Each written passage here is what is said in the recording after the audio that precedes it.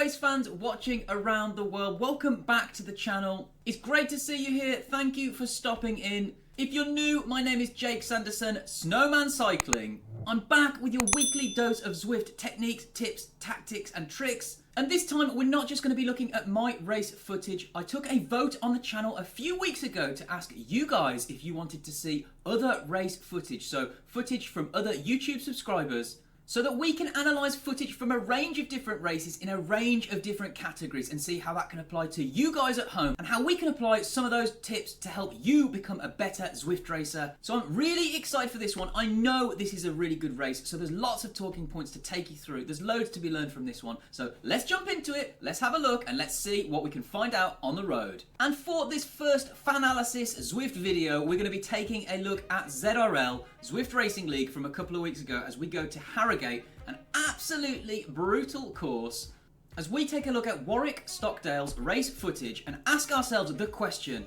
exactly how hard is it to get onto the podium of a B category Zwift Racing League race? Okay, we're in. Let's do this, guys. Let's go. So, for those of you that did ZRL last time, you're not going to be able to forget the PTSD of this one. But for those of you that didn't, this is Tour of To It Well in Yorkshire. It's a really brutal course. As we can see, you start the first KOM timed segment here at about 1 kilometre into the race. So it's a really early, brutal selection. And as you can see, there are going to be quite a lot of riders dropped off the back already at this point. So really pleased with what Warwick does here. I can see that he sits mid-pack for most of this. So he's not going too close to the front and he's not sat too far back, yo-yoing off the back in case there's any splits. So first notes there, really good positioning from Warwick. He's not using any extra work than he has to do, and he's doing enough work to make sure that he's not making life harder for himself later on by getting dropped. So really, really good so far from Warwick.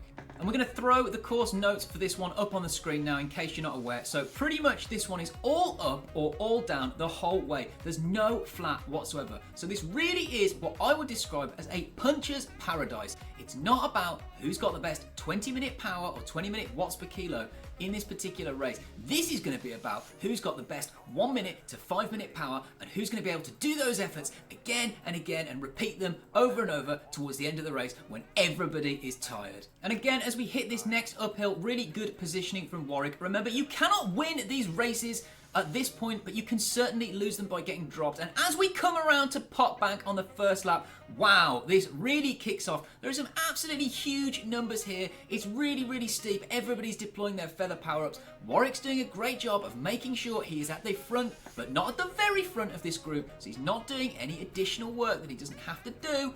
He's making sure that he is nicely positioned at the front in case there are any splits or there are any gaps. Now, as we can see here, as it starts to level out, one or two riders decide to push the pace a little bit, and they elect to go for what I can describe as a solo break. But this is a really bold move. I like that Warwick does not try to close it down because it's just way too early for a gap like that to stick, especially with such a big chasing group behind and so far left on the clock. So, bit of a stupid move there. I wouldn't advocate doing those sorts of solo attacks. But as I said, Warwick doesn't panic, he reacts correctly and he just sits in and lets the group do the work for him. So really good there, Warwick. Really like what I'm seeing so far, really good positioning, not getting overexcited when people attack off the front and waiting to bide our time. Now, it's worth noting that the best Zwift racers on these sorts of parkours are doing their best to keep their powder as dry as possible, not do any extra work for as long as possible. So these riders here on the front, ST and O'Flynn, they're using a lot of explosive energy that is going to cost them later on. They're not going to have that energy later on in the finale where it's going to be actually useful. So really tough to drop people here, like I've said. That just seems like a titanic waste of energy. I'd much rather be doing what Warwick's doing, which is just sat here in the middle of this pack, like I said, doing just enough that he's at the front of the group, but he's not coming to the very front, and he's making sure, most importantly, that he doesn't get dropped. Because we can see that quite a lot of riders around him here have already been dropped as we get to this point. So there's already quite a big selection. At least half of the riders in this race have already gone as we're approaching the lap banner to come around for the first lap done and dusted. Now that means that Warwick and the rest of the riders in this race already know what's to come. They've already experienced it once, and as we come back around to this KOM for the second time, it feels to me like the pace in this group is a lot slower this lap than it was the first lap, and that is to be expected.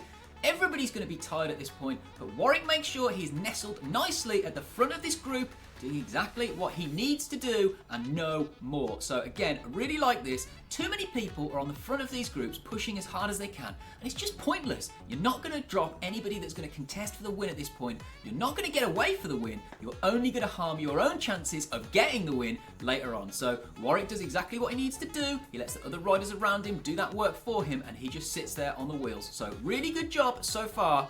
And this is all going very well for Warwick so far, but don't fear, people, because he's about to make a titanic mistake.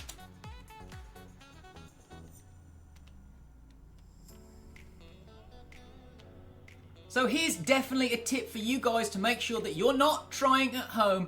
As Warwick is in the middle of his race, he's already signed up to a Tour of Watopia group ride, which nearly takes him out of the race and puts him into that Tour of Watopia ride. So Warwick, you absolute psycho. I've got no idea why you did that. That's only going to cause you extra stress that you do not need at this point in the race when you're already thinking about Pot Bank coming up very shortly. So that's the first thing that Warwick's done wrong. Next time, my friend, make sure that you're signing up to these events after you've already completed this race. And as we come back around again to Pot Bank, the hardest part of this entire course for lap 2, this is where selections are going to be made. This is where the action truly kicks off, because at this point, if anybody does get away on the front of this group, then it is short enough and close enough to the finish that they may well get away. So this is where people like Warwick are going to have to start thinking long and hard about letting other riders get away if they attack. But as we can see here, the Race 3R team, of which Warwick is a part, all come to the front of the group, and this to me looks like a coordinated effort and a coordinated attack. 4 of them come to the front of this group, and they're doing huge numbers. I saw Warwick doing 10 watts per kilo at one point there. Those are absolutely insane numbers for this point of the climb, this far through the race, this close to the finish. So really coordinated effort from those guys. It was a good attempt, but they just didn't quite have the juice, in my opinion, to get away. So they probably used a bit of extra energy that they didn't need to do. Warwick led them out. I could see that Stevie and Mark Surratt went over the top. But as we can see on the mini-map at the front there, that gap is just too small, and there's still too many riders, a group of about 20 just behind, that are going to pull them back. So too far, I don't think that one's going to stick. But as we can see, they're reeled back in. Another group of riders, a couple of riders, managed to go over the top of them, and they get a bit of a solo gap. And I can see that this group is just leaving them out there to dangle. Really good idea, in my opinion. Don't let them get too much of a gap, but you don't need to reel them in too quickly. And this is the part of the course where I know it is absolutely going to explode now. This is the last chance for the sprint, for the punchers who don't have the best sprint, to get away. So we have Warwick comes to the front of the group, and he starts punching it really, really hard, trying to reel those riders on the front of the group back in and see if he can bridge up to them. So he's dragging the group with him, but on his wheel are his teammates, Bovary and Carson. So really, really good effort there to try and bridge up to those guys. He does that, he reels those 2 breakaway riders in, and all of a sudden it's game over for them. He gets countered over the top by one of these Tuggers riders who uses their feather power up, and over the top goes Stevie Carson, his teammate. Now, I know Stevie, I've ridden with him in TTT. He will have earmarked this spot on the course before the race, knowing this was his best chance to attack. He's a 62 kilo rider, he's got a great 1 minute effort. Very similar to Tom Bovary and Mark Surratt, who are the riders just ahead there as well. So as we can see here, this is a really decisive moment, because those 2 Race 3R riders on the front have got a gap. Now, as soon as Warwick catches Gonzalez there, the Portuguese rider, look what he does. This is genius. He stops pedaling. He's only doing 3, 3.2, 3.4, and now he's doing 1.5. He's basically come to the front of the group, and instead of taking these riders, bridging them up to his 2 teammates who have got a gap, he stops pedaling. So that is the perfect move. That's exactly what you should do. If you've got riders who are ahead, who are in your team, you should let the gap go to them. The only thing that Warwick should have done differently there, and that is if he had the gas, was try to go with them, to try and bridge up with them. But I think he recognised he didn't quite have the juice to do that, and so instead he made the correct decision, which is not sit on the front of that group going as hard as he can, but it's instead to sit back and let everybody else chase his teammates. And as we can see at this point, with 0.8 kilometres to go, that move is going to stick. Those 2 Race 3R riders on the front of that group are going to win. They're going to stay away. So Warwick electing to let those wheels go was really, really good and really, really strong for his teammates. So they basically secured the 1-2 positioning there, really strong from them. But that means that we've still got a podium up for grabs, and potentially a 1-2-3 finish for the Race 3R team, which would be insane and unprecedented, an insanely good result. As we can see here, Warwick uses his 12.8 watt per kilo 15-second sprint, and he goes from the exact right point. As we go around the bend, he comes from the back of the group, so his positioning is perfect, his placement is perfect, and his timing, most importantly, is perfect. And he comes powering through this group with a very impressive sprint for this point in the race. I'm surprised he had that much left in the tank to take the 1, 2, 3. Really impressive victory for his teammates there. So absolutely insane performance, really, really strong, and we can see that is the B1 division of ZRL, so the hardest B division that there is.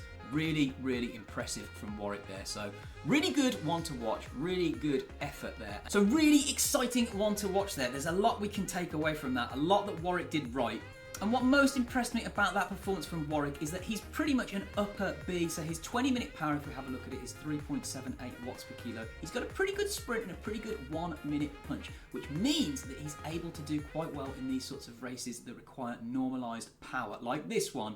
And by all rights, he's massively overachieved there. If you look at the 20-minute power of some of the riders in that group, there's some absolute killers on the A boundary. But Warwick, who is in theory a weaker B than them, managed to maximise his ability and tactical prowess to get a really impressive result on the podium of that race. So let's break this one down and have a look at the things that we think Warwick did well and the things that we think maybe he could work on for next time. Firstly, if we look at what we think he could improve on, there's not many things on that list. I think Warwick did a really good job there of maximising the potential result he could get against that field by using tactics to make sure that he was covered as best as he could be. That being said, he made life more difficult for himself on a couple of occasions than he needed to do. Firstly and foremostly, most importantly, let's not forget that Warwick had that event prompt pop up when he was on the middle of a climb, so he could have made life a little bit easier for himself there by just signing up to that event after the fact. It's only a Tour of Watopia race, and everybody knows that races are more important like ZRL, so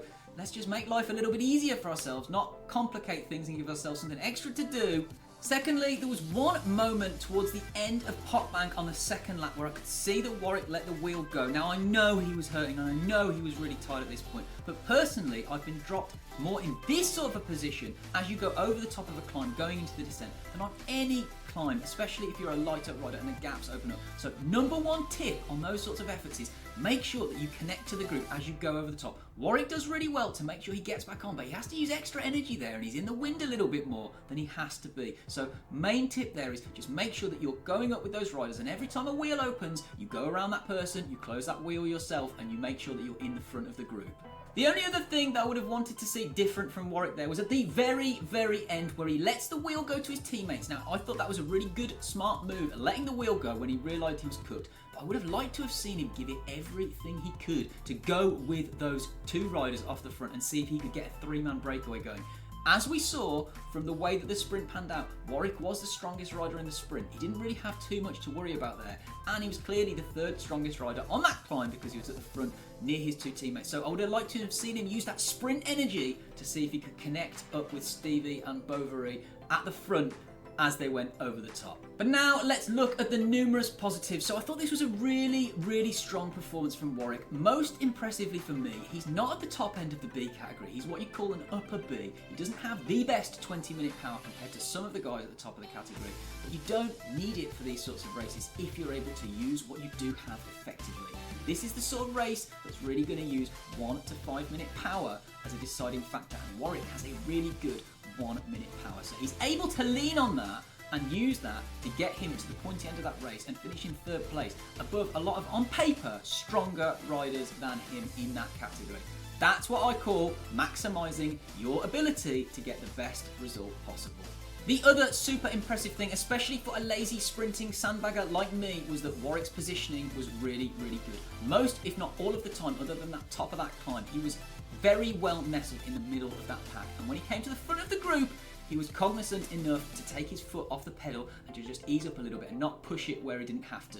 Conversely, where he was in danger of getting dropped, he was able to push and get into the group and do enough to sit there. And saving those watts with a little bit of a draft boost by good positioning and good placement is really going to factor in to the end game if you want a chance at the win. Saving that energy is going to come in really, really useful at the end, as we saw by Warwick's fantastic result at the end there. So there you go, guys. I hope you enjoyed that one. I found it really interesting to have a look at the deep dive into some of the toughest B category races going and see how some of the other top riders approached it and how they're able to get a good result. So I hope you enjoyed that one as well. Let me know in the comments down below. Do you like this feature? Should I keep doing more videos like this, featuring other racers and analysing their footage? I'm a bit on the fence about if I should carry on doing this, so let me know down below if you enjoyed it and want to see more. Also, make sure that you're checking out Warwick Stockdale on YouTube. I will link his account down below. Really good racer. Really like watching his YouTube videos. So make sure you subscribe to him. Get him on your watch list. And that's it from me this week. Thank you for watching as always. Make sure you like, comment, and most importantly, subscribe. Catch you next week. And as always, race fast, ride hard, and remember that you are appreciated.